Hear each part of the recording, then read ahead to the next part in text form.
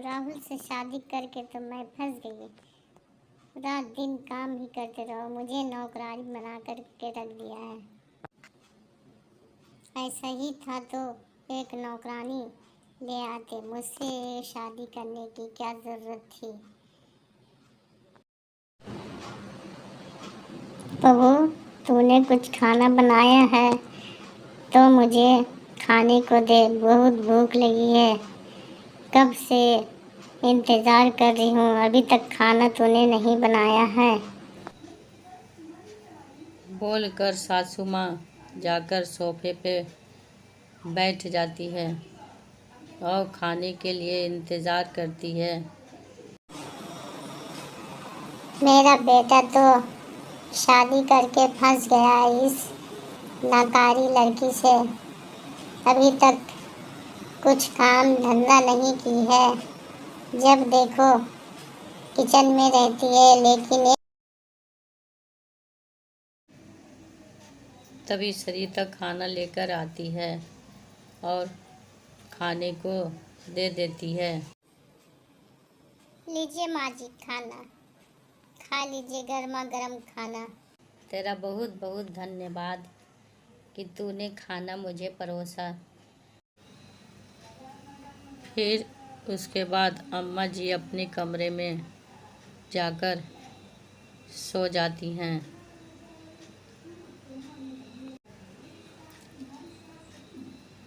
सुबह जब बाहर निकलती हैं तो गांव की औरतें बोलती हैं,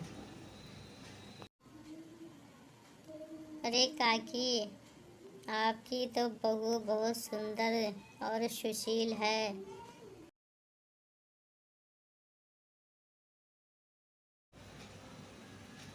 अम्मा जी वहाँ से उसकी बात सुने बगैर वहाँ से चल देती हैं।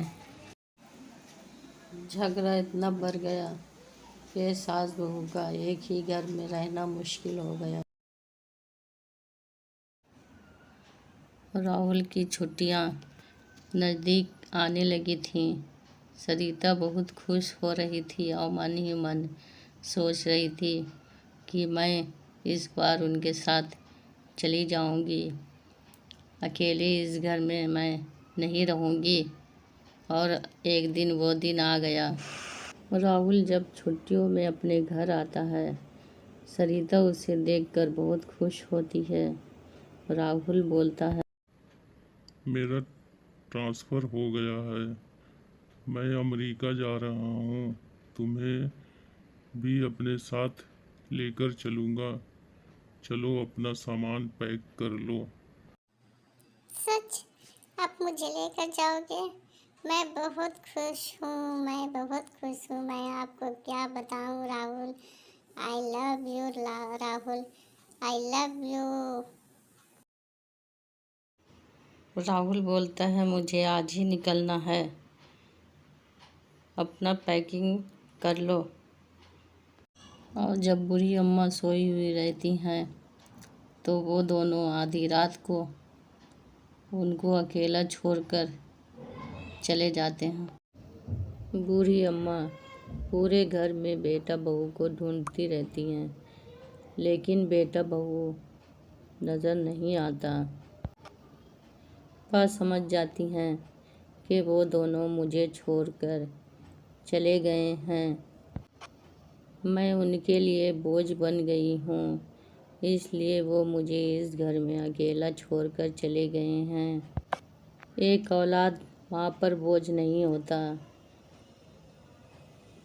लेकिन माँ बच्चे पर बोझ बन जाती है। अरे वाह, कितने कमीना औलाद है। इसी तरह दिन गुजरते जाते हैं और समय कटता जाता है और बूढ़ी अम्मा अपने बेटे के इंतज़ार में रहती हैं कि एक न एक दिन वह ज़रूर आएगा।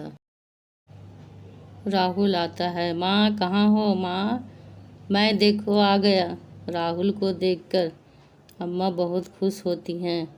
राहुल बोलता है, माँ चलो अपना सामान पैक करो, हम लोग अमेरिका जा रहे हैं। मैं तुम्हें लेने आया हूँ। चलो, अब यहाँ नहीं रहना है, हम लोग वहीं एक साथ रहेंगे।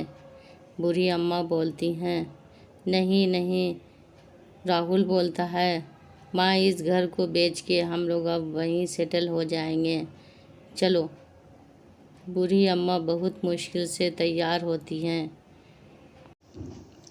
राहुल जल्दी जल्दी में अपना घर को बेचकर और माँ को लेकर एयरपोर्ट के लिए निकल जाता है और बूढ़ी अम्मा को एयरपोर्ट पर बैठाकर बोलता है, माँ तुम यहीं बैठो, मैं अभी टिकट कटवा कर लेकर आता हूँ। बूढ़ी अम्मा बैठी इंतज़ार करती रहती हैं, लेकिन राहुल वापस नहीं आता है। तभी अंदर से एक फौजी आता है और बोलता है, बूढ़ी अम्मा आप यहाँ क्या कर रही हो? वह बोलती है, मेरा बेटा अमेरिका मुझे साथ लेकर जा रहा है। वह मुझे टिकट कटाने गया है, अभी आता ही होगा। फौजी बोलता है, वह तो प्लेन कब की उड़ गई, आप इंतज़ार कर रही हो। माँ वहाँ से वापस चली आती है और आकर अपने घर पहुँच जाती है। तभी सेठ जी बोलते हैं, अरे माँ जी, आप तो अपने बेटा के साथ अमेरिका गई थी। माँ जी बोलती हैं, बेटा मेरा मुझको छोड़कर चला गया।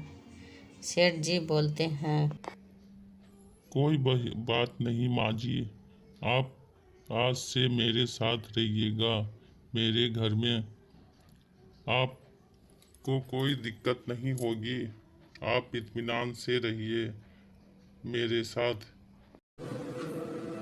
बेटा तू कितना अच्छा है, तू रे भला हो, तूने मुझे अपना समझा और तू अपने घर में मुझे रहने दे रहा है। ऊपर वाला तुझे हमेशा खुश रखे। ये अपनी औलाद से बढ़ के तो तू है। अब मेरे लिए तू ही